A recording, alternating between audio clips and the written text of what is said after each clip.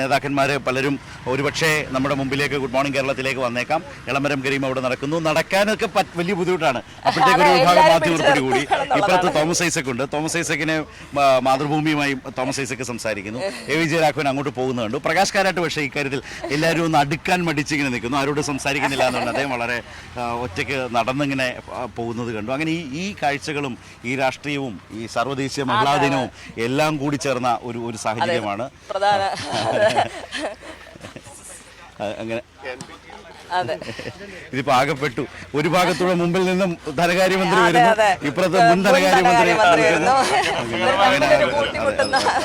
കൂട്ടിമുട്ടുമോ എന്നുള്ളതാണ്. കഴിഞ്ഞ ദിവസം ഇവർ തമ്മിൽ കണ്ട് സംസാരിക്കുന്ന ഒരു സമയത്തൊക്കെ നമ്മൾ ചോദിച്ചിരുന്നു, ധനമന്ത്രിയും മുൻ ധനമന്ത്രിയും കൂടിയാണല്ലോ. സാർവദേശീയ മഹിളാ ദിനത്തിന്റെ ഒരു ആശംസകൾ ഒരു സാർവദേശീയ മഹിളാ ദിനത്തിന്റെ ആശംസ. സാർവദേശീയ മഹിളാ ദിനത്തിന്റെ ആശംസയുണ്ട്. മഹിളകൾ സജീവമായിട്ട് നിൽക്കുകയല്ലേ ഇവിടെ. കേരളത്തിലെ സ്ത്രീ സമൂഹവും ഇടതുപക്ഷവും, ഇതാണ് ഞങ്ങളുടെ വിഷയം. കേരളത്തിലെ സ്ത്രീ സമൂഹം ഇടതുപക്ഷം നോക്കാം. ഇവിടെ ഏഷ്യാനെറ്റ് റിപ്പോർട്ടറുണ്ട്, ഇവിടെ കേരള റിപ്പോർട്ടറുണ്ട്. അപ്പുറത്ത് നിന്ന് എല്ലാ സ്ത്രീകൾ തന്നെയാണ് ഇവിടെ. വാസ്തവത്തിൽ അതിനൊരു പ്രത്യേക റിസർവേഷന്റെ ഒന്നും കാര്യമൊന്നും നിലയിലൊന്നും കേരളത്തില് ഇല്ലാന്നെന്റെ അഭിപ്രായം. വേണം പരിഗണന, പക്ഷെ എല്ലാ സ്ഥലത്തും പുരുഷന്മാരെ പോലെ അതിനേക്കാളും അധികമോ ഇപ്പൊ സ്ത്രീകൾ സമൂഹത്തിൽ വന്നിട്ടുണ്ട്. ഈ നയരേഖയിലൂടെ മിനിസ്റ്റർ നമ്മളിപ്പോ ഈ വികസന നയരേഖയുടെ അടുത്ത ഘട്ടത്തിലേക്ക് പോകുമ്പോൾ കൂടുതൽ തൊഴിൽ സൃഷ്ടിക്കുന്ന നിലയിലേക്ക് നമ്മളുടെ കേരളത്തിന്റെ മികവിനെ മാറ്റുക എന്നതാണോ ലക്ഷ്യം വെക്കുന്നത്? തൊഴിൽ ഒരു വശം മാത്രമാണ്. ഈ നമ്മുടെ ലോകത്താകെയുള്ള എക്കണോമിക് ഡെവലപ്മെന്റ് ഏറ്റവും നന്നായി വരാൻ പറ്റുന്ന എല്ലാ പശ്ചാത്തലവും നമ്മുടെ നാട്ടിലുണ്ട്. അപ്പോൾ അതിനുള്ള പശ്ചാത്തലം ശരിക്കൊന്ന് ഇതിനെ കെട്ടഴിച്ചു വിടുക എന്ന് പറയത്തില്ലേ ഒരു ഡെവലപ്മെൻറ്റിനെ. അതിന് നമുക്കിപ്പം നമ്മൾ നിൽക്കുന്ന കൊല്ലം തുറമുഖത്തിൻ്റെ തൊട്ടടുത്താണ്. വിഴിഞ്ഞം തുറമുഖമുണ്ട്. അങ്ങോട്ട് എറണാകുളത്ത് പോയ ഗിഫ്റ്റ് സിറ്റി മുതൽ അങ്ങോട്ടുള്ള കോറിഡോറുണ്ട്. കോഴിക്കോട് കണ്ണൂർ ഭാഗത്ത് മാനുഫാക്ചറിങ് അങ്ങോട്ടുള്ള കോറിഡോറുണ്ട്. വലിയ തോതിൽ ഇൻവെസ്റ്റ്മെൻറ്റ് വേണ്ടി വരും. ഇതൊരു പുതിയ കാര്യമൊന്നുമല്ല. വാസ്തവത്തിൽ വിഴിഞ്ഞം പോർട്ട് PS ഗവൺമെൻറ് സമയത്ത് ആദ്യം ടെൻഡർ ചെയ്തു. അന്നേരം അതൊരു PPP പാർട്ടുണ്ട്.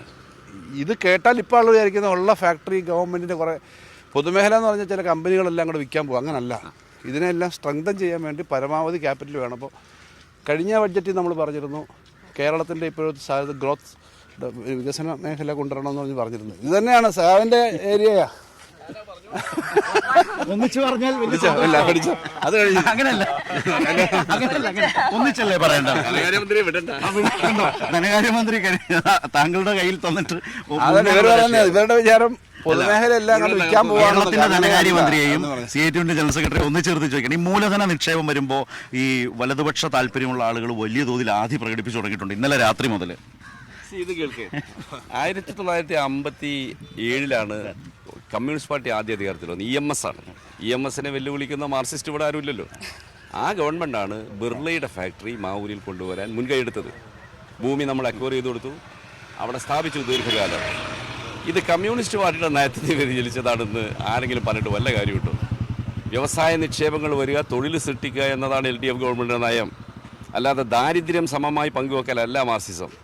ജനങ്ങൾക്ക് നല്ല ജീവിതം, നല്ല തൊഴിൽ, അതിനാവശ്യമായ ആധുനിക സാങ്കേതിക വിദ്യ, പുതിയ നിക്ഷേപങ്ങൾ, ഇതെല്ലാം കൊണ്ടുവരാനാണ് ശ്രമിക്കുന്നത്. അതെല്ലാം പൊതുമേഖലയിൽ തന്നെ ചെയ്യാൻ കഴിയുമെങ്കിൽ അങ്ങനെ ചെയ്യും. പക്ഷേ ഇന്നത്തെ ഇന്ത്യയിൽ അത് സാധിക്കില്ല എന്നുള്ളത് ഏത് കൊച്ചുകുട്ടിക്കും അറിയില്ലേ. പൊതുമേഖല തന്നെ വിറ്റഴിക്കുന്നു മാത്രമല്ല, ജീവിത സന്ധാരണത്തിനുള്ള പണം പോലും ഒരു തരുന്നില്ല കേന്ദ്രം. ആരോഗ്യം, വിദ്യാഭ്യാസം തുടങ്ങിയ മേഖലയ്ക്കുള്ള പണം പോലും കേന്ദ്രം തരാത്ത സാഹചര്യത്തിൽ എവിടുന്ന് നിക്ഷേപം നടത്തും? അപ്പോൾ ദീർഘകാലമായി അടഞ്ഞു കിടക്കുന്ന പൊതുമേഖലാ കമ്പനികൾ വല്ലതുണ്ടെങ്കിൽ അതിന്റെ ഭൂമിയുടെ വിനിയോഗം സംബന്ധിച്ചാണ് ഈ ആലോചന. അല്ലാതെ ഒരു പൊതുമേഖലാ കമ്പനി ഇപ്പൊ പ്രവർത്തിക്കുന്നത് അടച്ചുപൂട്ടുകയോ സ്വകാര്യവൽക്കരിക്കുകയോ സ്വകാര്യ പങ്കാളിത്തം ഉണ്ടാക്കുകയോ ചെയ്യുന്ന ആലോചനയില്ല. ഇപ്പൊ KSRTC നഷ്ടത്തിലാണ്. ഒരു തരത്തിലും അതിന് വിട്ടില്ലല്ലോ. പണം കൊടുക്കല്ലേ ഗവൺമെന്റ്? ധനകാര്യവകുപ്പ് പറയൂ. അല്ലാതെ നിങ്ങൾക്ക് അറിയാവുന്നതാണല്ലോ. അത് കൃത്യമായിട്ട് നിലനിൽക്കുന്നത് ഈ ഒരു ഗവൺമെന്റ് ആയതുകൊണ്ടല്ലേ ഇത്ര സ്ഥാപനങ്ങൾ. ഈ ഒരു ഗവൺമെന്റിൽ എല്ലാം പോയനല്ലോ. ഈ പൊതുമേഖല പരമ്പരാഗതം ഒരൊറ്റ കയർത്തൊഴിലാളിയും പിരിച്ചുവിട്ടില്ല, സൊസൈറ്റിയും പൂട്ടില്ല. അതിനിടയിൽ ഇന്നലെ വാർത്താ സമ്മേളനത്തിലൂടെ അടക്കം സെക്രട്ടറി പറഞ്ഞൊരു കാര്യം, ഈ വരുമാനം, സർക്കാർ സേവനങ്ങൾ വരുമാനാധിഷ്ഠിതമായി അതിനെ പലതായി ഡിവൈഡ് ചെയ്യുന്നത്, അത് ഒരു അമിത ഫീസ് ദുസ്സഹമാക്കുമെന്നുള്ള ടാഗ് ലൈൻസ് തുടങ്ങിയിട്ടുണ്ട്. അദ്ദേഹം പറഞ്ഞത് ഈ എല്ലാവർക്കും ഒരേപോലെ 1 ലക്ഷം രൂപ മാസം വരുമാനമുള്ള ആക്കും 2000 രൂപ കിട്ടുന്ന ആക്കും 1 രൂപ ഇല്ലാത്ത ആക്കും ഒരേപോലല്ല സർക്കാരിൻ്റെ സൗജന്യം കൊടുക്കേണ്ടത്. അത് ന്യായമായ കാര്യമല്ലേ? അതിനെന്താ വ്യത്യാസം? അപ്പോൾ ആ വഴിക്കൊക്കെ നമ്മൾ ചിന്തിക്കുന്നത് അല്ലെ, അത് പുതിയൊരു കാര്യമൊന്നുമല്ല. കയറുവാണോ? ഞാൻ പോട്ടെ. അതേക്കുറിച്ച് പറഞ്ഞത് പൂർത്തിയാക്കിയിട്ട് അല്ല, അതുകൊണ്ട് അതൊന്നും ഇപ്പോൾ ഉള്ളതിനേക്കാളും ബുദ്ധിമുട്ടുള്ള വലിയ കാര്യങ്ങൾ വരുന്നൊരു കാര്യമേ അല്ല.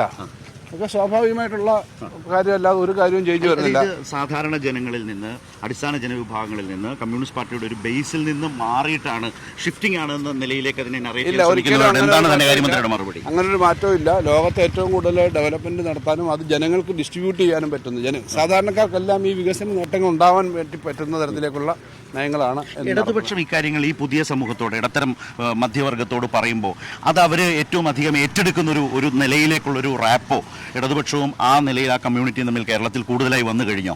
ഈ കേരളത്തിലെ ഇടതുപക്ഷത്തിന് മുൻകാലങ്ങളിൽ ഇപ്പോൾ 50കളിലൊക്കെ ഉള്ളതിനേക്കാളും 60കളിലുള്ളതിനേക്കാളും ഈ 2000-ന് ശേഷം ഇങ്ങോട്ട് വരുമ്പോഴും ലോക സാഹചര്യം കണ്ടായിരിക്കും പഴയതിനേക്കാളും കൂടുതൽ അംഗീകാരമുണ്ട്. കാരണം എഫക്റ്റീവായിട്ട് കാര്യങ്ങൾ നടത്താനായിട്ട് ആത്മാർത്ഥമായി ശ്രമിക്കുന്നവരാണെന്നുള്ള വിശ്വാസമുണ്ട്. അതിന് പിന്തുണയുണ്ട്. പരിസ്ഥിതി മെച്ചപ്പെട്ടതിനെ കൂടുതൽ മെച്ചപ്പെടുത്താൻ കഴിയുന്ന ഒരു തേർഡ് ടൈമാണ്. മെച്ചപ്പെട്ടു എന്നല്ല, ധനസ്ഥിതി അതെ നമ്മളെ അങ്ങ് ശ്വാസം മുട്ടിച്ച് ഇല്ലാതാക്കാൻ ശ്രമിച്ചാൽ നമ്മൾ തകരില്ല. പക്ഷെ കിട്ടാനുള്ള 10-50,000 കോടി രൂപ കിട്ടുന്നില്ല എന്നുള്ളത് അത് പരിഹരിക്കാനായിട്ട് നമുക്ക് വേറെ എന്ത് ചെയ്യാനും പറ്റില്ല. അത് പരിഹരിക്കണമെങ്കിൽ കേന്ദ്രത്തിൽ നിന്ന് കിട്ടാനുള്ളത് ലഭിക്കണം. ഇപ്പോഴും ഈ മാർച്ച് മാസത്തിൽ നമ്മൾ അനുഭവിക്കുന്ന ഒത്തിരി ബുദ്ധിമുട്ടുകളുണ്ട്. ആ ബുദ്ധിമുട്ട് വേറെയാണ്. പക്ഷേ നമ്മളത് നിന്നുപോയി ശ്വാസം മുട്ടിച്ച് പോയി എന്നുള്ള സ്ഥിതി വന്നില്ല എന്നാണ് പറഞ്ഞത്. അല്പം നേരത്തെയുള്ള വരുമാനത്തിൻ്റെ ഇരട്ടിയോളം ആയിട്ടുണ്ട് വരുമാനം. എന്നിട്ടാണ് പിടിച്ചു നിൽക്കുന്നത്. Thank you. അപ്പോൾ ഏതായാലും ധനകാര്യമന്ത്രി ഒരുവിധം രക്ഷപ്പെട്ടു എന്ന് പറയുന്ന പലതവണ രക്ഷപ്പെടാൻ ശ്രമിച്ചു. പക്ഷെ നമ്മൾ സംസാരിക്കാനുള്ള നമ്മളുടെ ഒരു താല്പര്യം കൊണ്ട് അദ്ദേഹം നിന്നതാണ്. ഒപ്പം തന്നെയാണ് Elamaram Kareem, state general secretary കൂടി ചേർന്നത്. വളരെ പ്രധാനപ്പെട്ട കാര്യങ്ങളാണ് സംസാരിച്ചത് അല്ലെ. കുറെ സംശയങ്ങൾ പൊതുജനങ്ങൾക്കുണ്ട്. അല്ല, പൊതുജനങ്ങളെക്കാൾ ഉപരി ഈ ഇന്നലെ നയരേഖയുമായി ബന്ധപ്പെട്ട് വാർത്താ സമ്മേളനത്തിൽ CPM-ന്റെ സംസ്ഥാന സെക്രട്ടറി വിശദീകരിച്ചതോടുകൂടി തന്നെ അദ്ദേഹം പറഞ്ഞൊരു കാര്യമുണ്ട്. മാധ്യമങ്ങൾ നെഗറ്റീവാണ് എന്ന് പറഞ്ഞതുപോലെ മാധ്യമങ്ങളിൽ രാത്രിയിൽ തുടങ്ങി വെച്ചൊരു ചർച്ചയുണ്ട്. കേരളത്തിന്റെ വലതുപക്ഷ സമൂഹത്തെ പ്രതിനിധീകരിക്കുന്ന ആളുകൾ, നമ്മുടെ അടക്കം ചർച്ചകളിൽ അത്തരം അഭിപ്രായങ്ങൾ ഉയർന്നു വന്നത് നിശ്ചയമായും ചർച്ചകളിൽ അങ്ങനെയാണ് ഉണ്ടാവുക. വന്നപ്പോൾ ഈ രീതിയിലേക്കുള്ള വലിയ ആക്ഷേപങ്ങളിലേക്ക് എങ്ങനെ കേരളത്തെ മാറ്റാം? എപ്പോഴും പറയാറുണ്ട്, വിവാദമാണ് കേരളത്തിലെ ഏറ്റവും വലിയ വ്യവസായം എന്ന് പറയാറുണ്ട്. അതിന് സ്കോപ്പ് കൂട്ടുന്ന, അതിന് ഒരു നിലമൊരുക്കാൻ കഴിയുമോ എന്ന നിലയിലാണ് യഥാർത്ഥത്തിൽ ഒരു ശ്രമം ആരംഭിച്ചിട്ടുണ്ട്. അപ്പോൾ അതുമായി ബന്ധപ്പെട്ട കാര്യങ്ങളോട് എൻഗേജ് ചെയ്തുകൊണ്ട് തന്നെ ഇടതുപക്ഷത്തിന് കേരളത്തിൽ നിശ്ചയമായി മുന്നോട്ട് പോകും. അങ്ങനെ തന്നെയാണ് ഇടതുപക്ഷം ഇപ്പോൾ പോയിക്കൊണ്ടിരിക്കുന്നത്. വളരെ വ്യക്തമായിട്ടാണ് വാർത്താസമ്മേളനത്തിൽ കാര്യങ്ങൾ വിശദീകരിച്ചത്. അപ്പോൾ അത്തരം വിവാദങ്ങൾക്ക് മുമ്പിൽ വഴങ്ങിക്കൊടുക്കുന്ന പരിപാടിയില്ല. വളരെ വ്യക്തതയോടെ ഏറ്റെടുക്കുന്ന പരിപാടികൾ മുന്നോട്ട് കൊണ്ടുപോകും. അപ്പോൾ ഈ വികസന നയരേഖയുമായി ബന്ധപ്പെട്ട, അല്ലെങ്കിൽ നവകേരളത്തിന്റെ വികസനത്തിന്റെ പുതുവഴികൾ എന്നതിനെ സംബന്ധിച്ച് വ്യക്തമായ കാഴ്ചപ്പാട് CPM രൂപീകരിക്കുകയാണ്. ആ കാഴ്ചപ്പാടിന്റെ അടിസ്ഥാനത്തിൽ